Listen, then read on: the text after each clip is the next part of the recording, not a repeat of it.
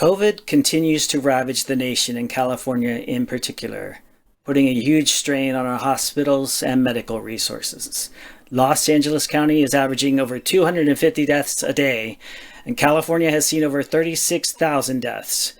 The number started spiking just before Christmas, probably in large part due to holiday gatherings. The United States has now seen more total COVID deaths, 414,000, than we experienced in World War II, and over 2 million people have died worldwide. ICU availability in Southern California is at 0% in many of our hospitals, and some hospitals have had to go into crisis mode, where specialists may need to decide which patients to treat due to lack of resources. Some hospitals, like White Memorial, where our guest Dr. David Lyons works, have been given military assistance by the National Guard, which has provided medical staff to supplement existing staff. Welcome, Dr. Lyons. Thank you for having me. I'm absolutely honored to be speaking on this topic. Well, first of all, I wanted to thank you for your service. We are indebted to all the medical workers and first responders who put their lives on the line every day. Thank you. Tell us what a typical day, I don't know if you can even say there is such a thing, but yeah, what is a typical day like for you?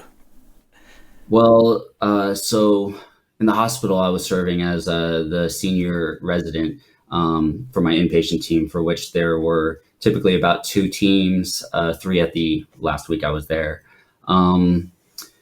So each team is essentially made up of a first-year resident as well as a second-year resident. And before the pandemic, given that in this hospital, it's actually a very high acuity, high volume hospital, our training has actually made us very competent to acute care and inpatient medicine, in spite of it being a family medicine residency. We spend a lot of time in the hospital. So on a typical day in the hospital, especially last month during the COVID surge, the beginning of it, I would typically wake up at about 4:30 a.m., take a look at the patient list from home to see if there was any new admissions. And then, of course, I would assign them to the various teams of physician residents that we had. Usually I try to get that done by 5 o'clock, so that way all the residents had time to see the patients. And between 5 and 7, I would typically try to update myself on the more concerning patients among all the teams. The ones that, we already knew kind of like had some, being unstable, essentially. And then at about 7 o'clock, I would get to the hospital and kind of just get an update on everything. Typically, prior to the pandemic, we actually would usually have about 5 to 10 patients per team. And this was when we had 2 teams. And I typically oversaw both teams. But during the pandemic, during the surge last month, when we had 2 teams, we had an average of about 15 to 20 patients per team. So at about 7 o'clock, I would typically get sign out for each team along with the other residents. And that's actually when the day technically starts, at which point we would try to stick to our habitual hospital schedule, where we would just get updates and make orders for our patients and test their therapies and try to optimize their care. We would typically go through them kind of meticulously one at a time, but usually at the very start of the day, and sometimes even during the sign out, we would have codes going off throughout the hospital. We were required to actually respond to all of the codes, even though, we had a dedicated team, because we actually were very spread thin throughout the hospital. We had even opened up parts of the hospital that weren't typically patient wards, and they were now. So we had to make sure that somebody was getting to these codes as soon as possible. And that would just happen sporadically throughout the day. Many times, especially if it was a patient who, was at the max amount of oxygen with COVID, unfortunately, it wasn't always a great outcome. When these patients were being coded, essentially meaning getting chest compressions or, or emergent intubation, a lot of times their clinical status was just very poor and they didn't do well.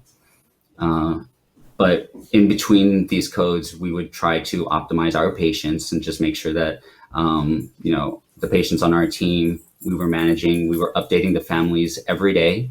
We were updating them on clinical status, especially for the families who, had, loved ones who were just not doing so well, or their prognosis wasn't great. And many times it was definitely a constant struggle to kind of, get these families to understand that their family member, their loved one who, walked into the hospital just a week or two ago were pretty much on their deathbeds.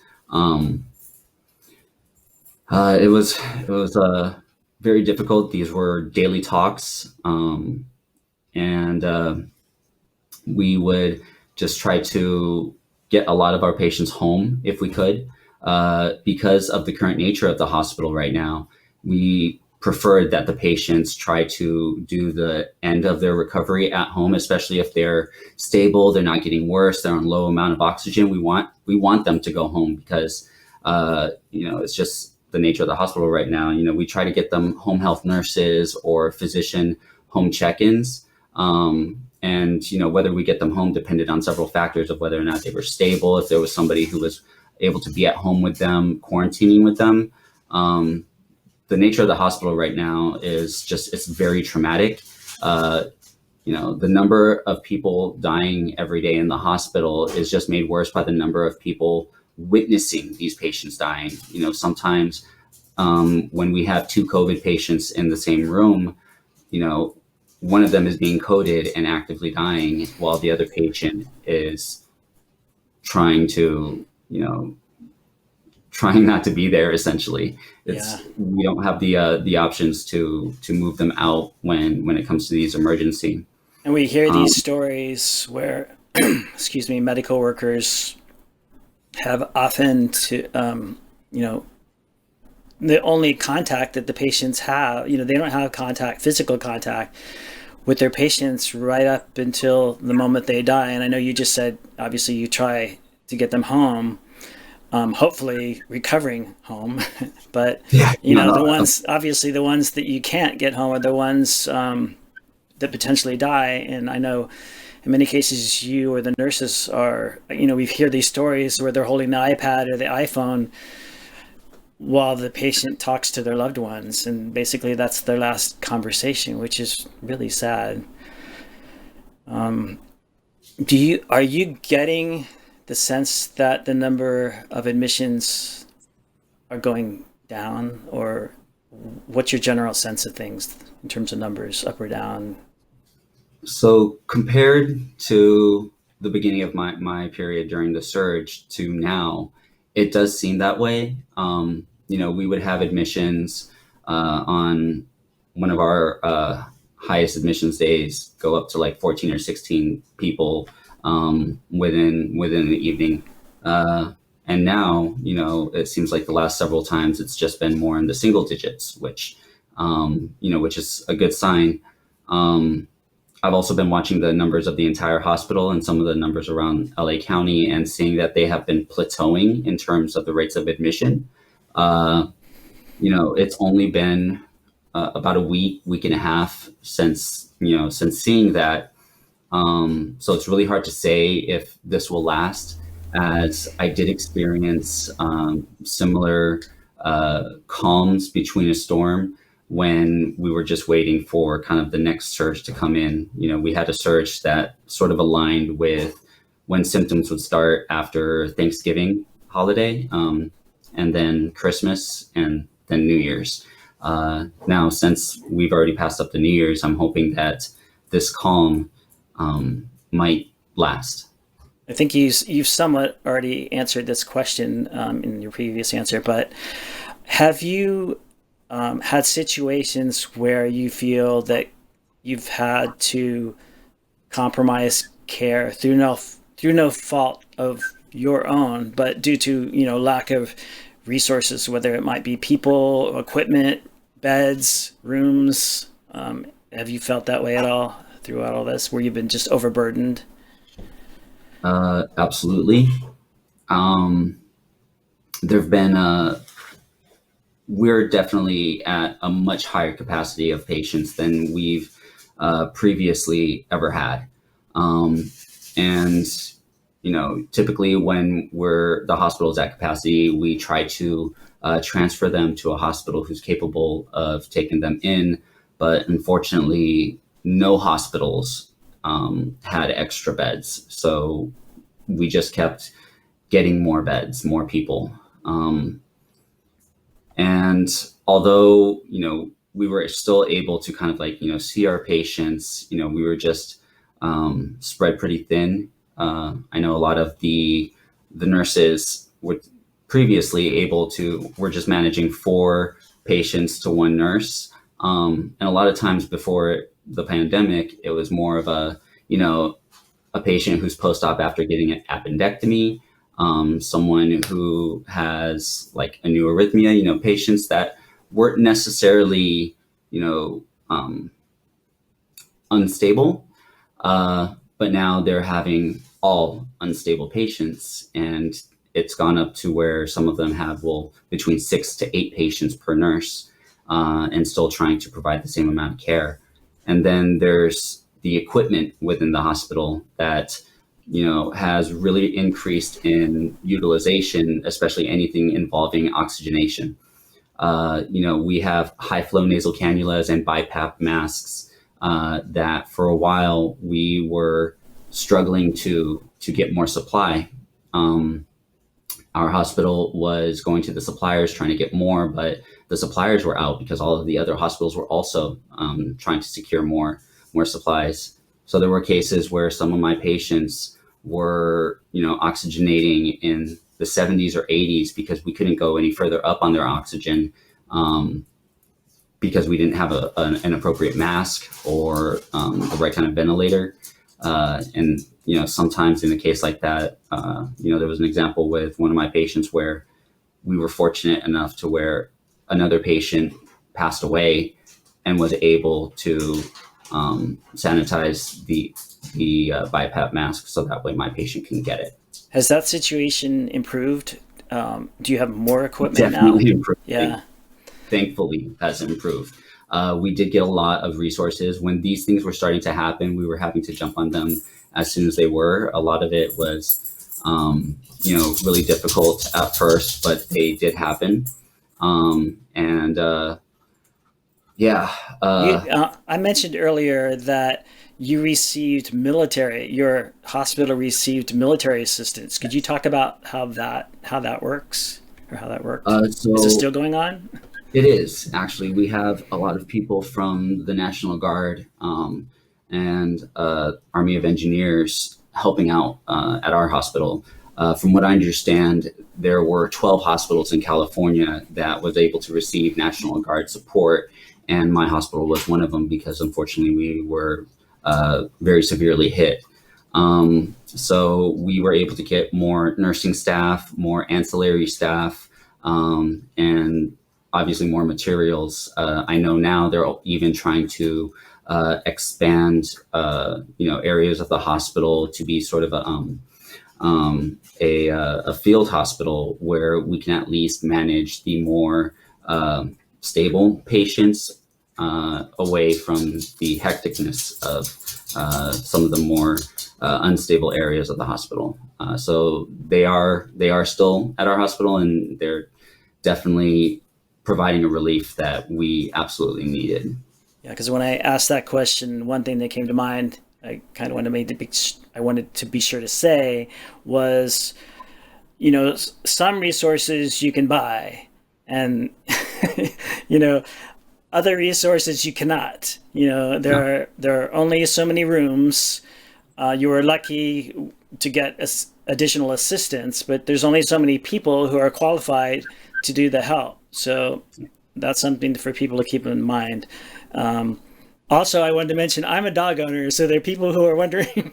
I already know what the noises in the background. Though you obviously have a dog, so just pointing that out.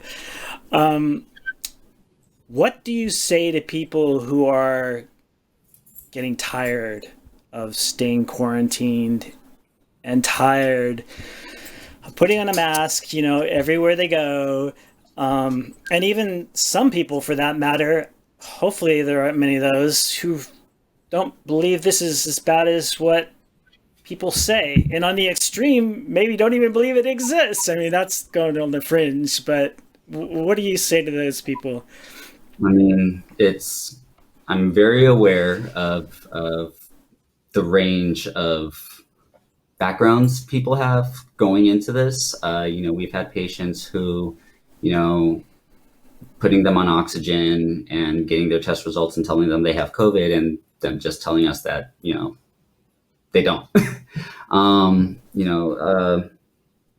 Like I was mentioning with everything that was going on in the hospital, I was going to the hospital every day like that. And prior to the pandemic, I would spend many months on inpatient medicine and take pride in the fact that nobody passed away during my stints, through the hospital.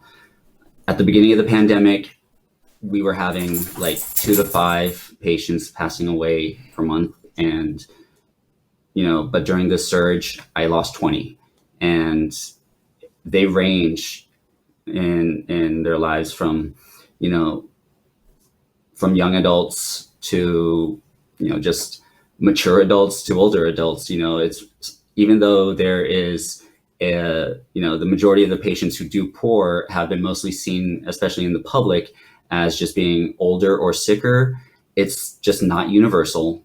The truth is, we don't know when somebody walks in, even if they have no health history, no problems, are completely healthy, we don't know whether or not they're going to pull through. They may have a better chance, but, some of the more difficult cases I had was when trying to explain to their families how poorly they were doing. And these people were, in their 40s with no health history, no problems. But they still succumb to the unfortunate disease. And I also understand that masks and quarantine sucks. It's terrible. It's difficult, especially, us being humans and us being social animals, social beings. We need people. And I also understand that because of living situations, finances, employment, and just other daily life issues, it really can limit people's ability to quarantine appropriately. We just have to do our best, during this time, and it's to keep all of our loved ones safe, not just our parents or grandparents. This is something that I really want to emphasize is only going to be temporary. It's everything about COVID, or much about COVID parallels the Spanish flu from the early 1900s. And that lasted 2 years without a vaccine. We have a vaccine, and, we've already gotten, more than 14 million vaccinated in the US. And it's, high 90s in effectiveness. So we actually have something to combat the illness. We just got to be able to hold on. Many family members got sick during the holidays. And, many of them have unfortunately, passed, and many of those families are now broken. If we just bite the bullet right now, we'll be able to spend so many more holidays with our family members and loved ones after all of this is over. What's a particularly difficult experience you have made, or have had, I'm sorry, in the hospital? Excuse me, my no problem. Okay. I know there's probably many. Yeah. Like any that stand out, or just a general? There are 2 specifically that stands out for me. The first one being my uh, one of my younger patients to pass away. Um, Again, I came into the hospital during my shift, and took over care from the prior team who was there for the entire month previously. And you know, looking at this guy's history, he has no health problems, but he came into the hospital. Everyone in his family has COVID, but he's the only one with breathing symptoms, and he starts off on a low amount of oxygen, and then just over the course of days to 2 weeks, he just continues to decline and need more and more oxygen. He's now on 60 liters of high flow nasal cannula, with a face mask over that to get as much oxygen as he can. And ultimately, he was intubated prior to me coming on. But the previous team were still checking on him. Even though they were out of the hospital, they wanted to check in and see how he was doing.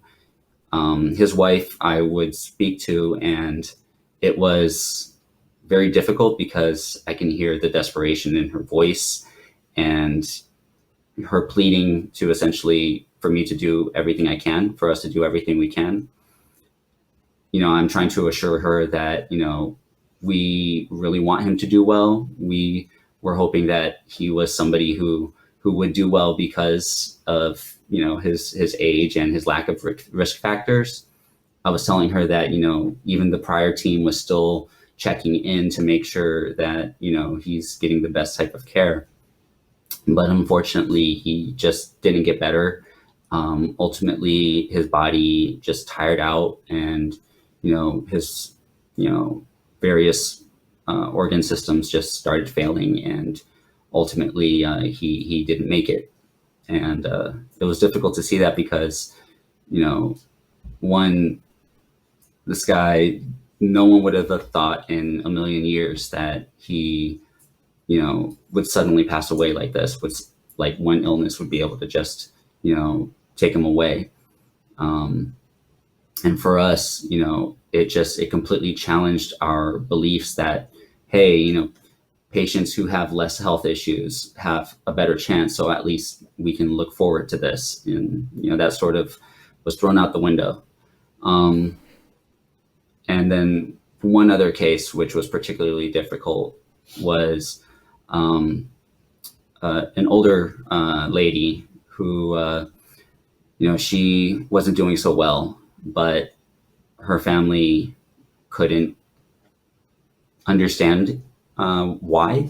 And we were trying to really, trying to spend as much time as we could getting them to understand and to be there, and to, provide the most up-to-date information, and also provide the most amount of resources we could to, not only try to, treat her, but at the same time keep her as comfortable as possible. As all these patients tend to tire out when they're not able to, when they're struggling to breathe for so long.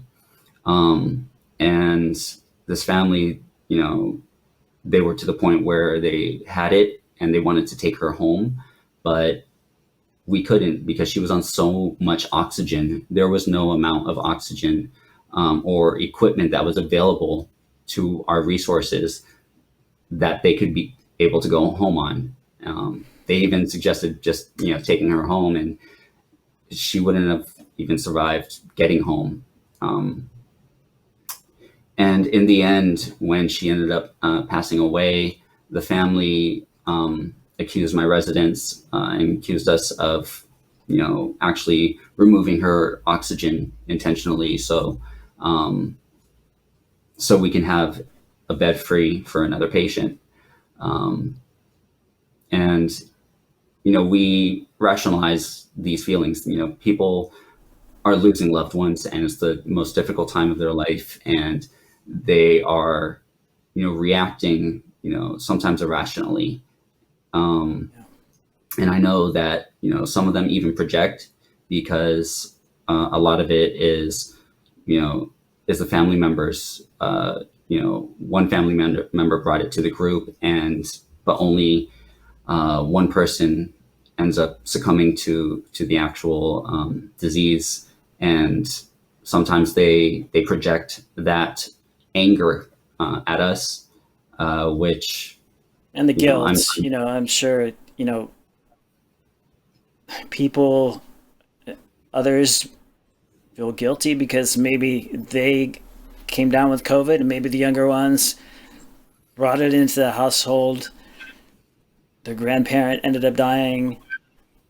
Those kinds of situations are tough. But even when that's not involved, just the emotion, like you said, they've got to find a place to displace it. And I'm sure it often ends up being the medical workers, the doctors, the nurses, the people who are there. And it's got to be tough, for you to have to kind of not fuel that. And I don't know how you handle it. We handle it because our patients and their families need it. Yeah. We go into this field because we want to help people, and this is how we have to do it. Sometimes we got to get the brunt of their anguish and their suffering, and just kind of be that person, to just let them feel a little bit better. Even if it's just a little bit, it decreases suffering and it eases the transition from one point in their life to the next. You are relatively new to the profession. You're currently serving your residency. You're seeing a lot of death and suffering at the beginning of your medical career, way beyond what someone in your position would normally see, even in a large area like Los Angeles. This period of COVID will hopefully be a time that you'll look back on as, well, you'll look back on it.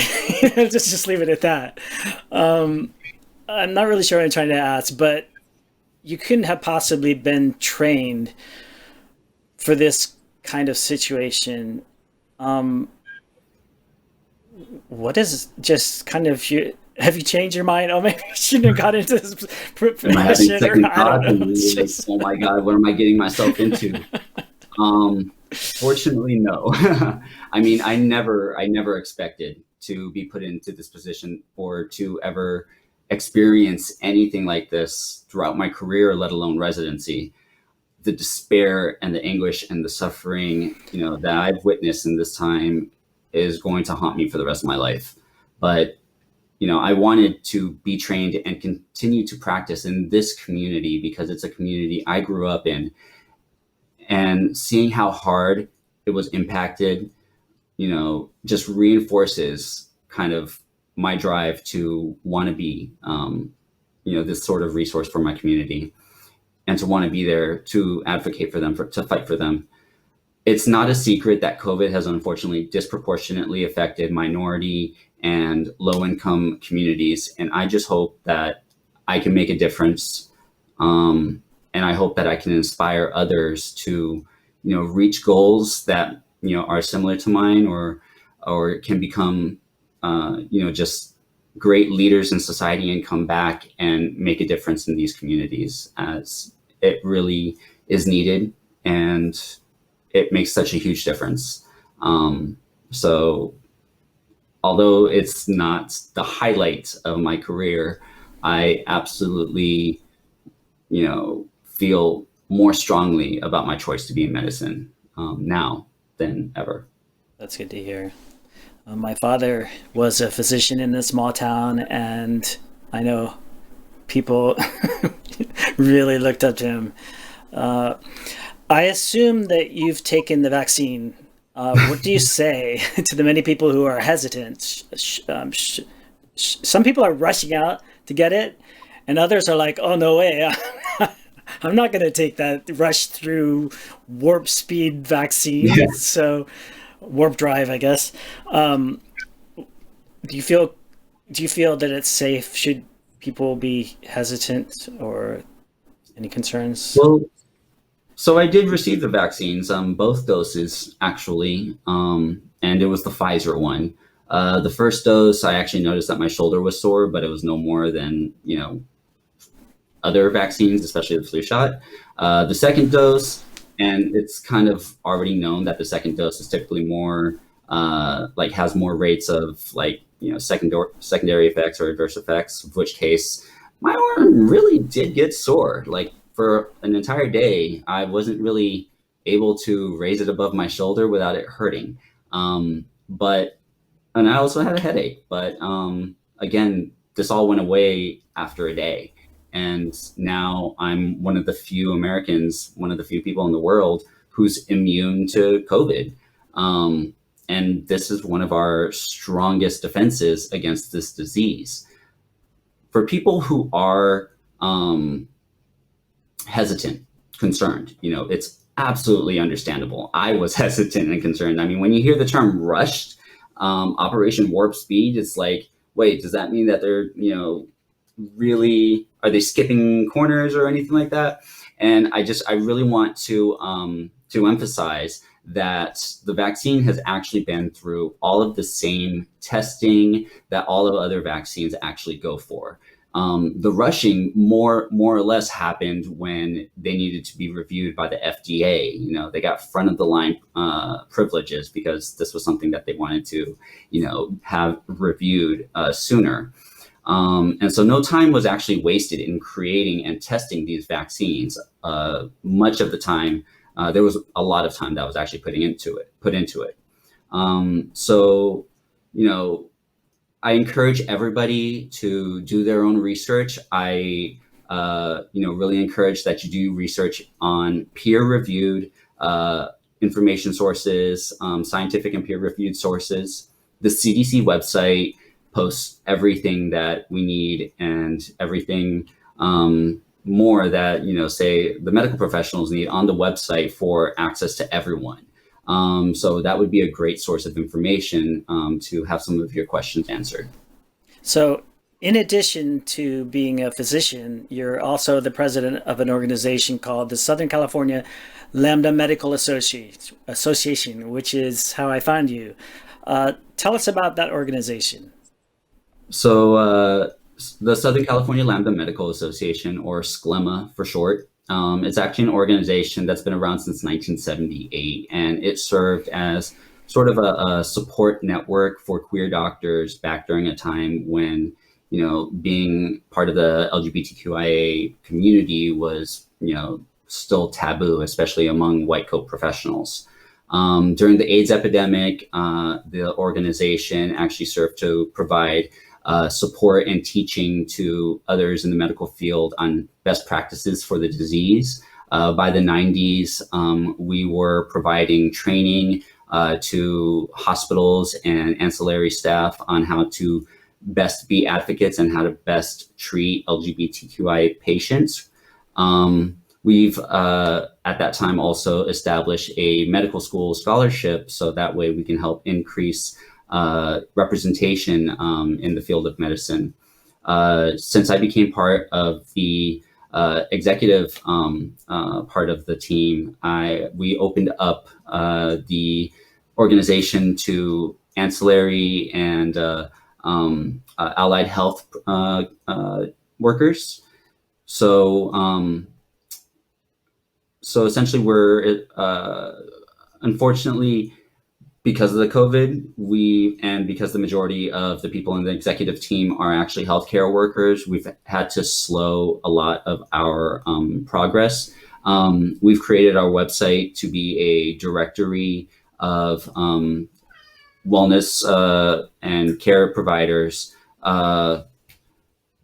for LGBTQIA patients, especially when it's really difficult to kind of identify somebody who is supportive, friendly, affirming. So even though we're not growing the website, the directory currently, we still have a number of people on there, doctors, physical therapists, chiropractors who are friendly to queer patients and, are affirming. For anybody who's looking for a provider who is, absolutely going to treat you with respect and dignity as any other patient who as every patient who deserves it. You can just go to www.sclma.net, and you can check out the directory to find a provider who you might be in your area. For healthcare providers or like-minded wellness and healthcare field workers, I'd encourage y'all to visit our website and check out our Facebook or Twitter or Instagram and follow us and see how we're doing and join us. And I would highly encourage you to sign up on the website and make a profile so patients who are looking for someone like you, who, someone in their field to take care of them, can essentially find someone like you to take care of them. Well, thank you, Dr. Lyons, for taking the time to talk to us. And I look forward to speaking again when hopefully a large percentage of us have had the vaccine and we can talk about how great and lovely things are going in the world. Absolutely. I cannot wait to just be surrounded by people, hopefully without masks, and to just, have good times. Well, that's it for this time. We'll see you next time.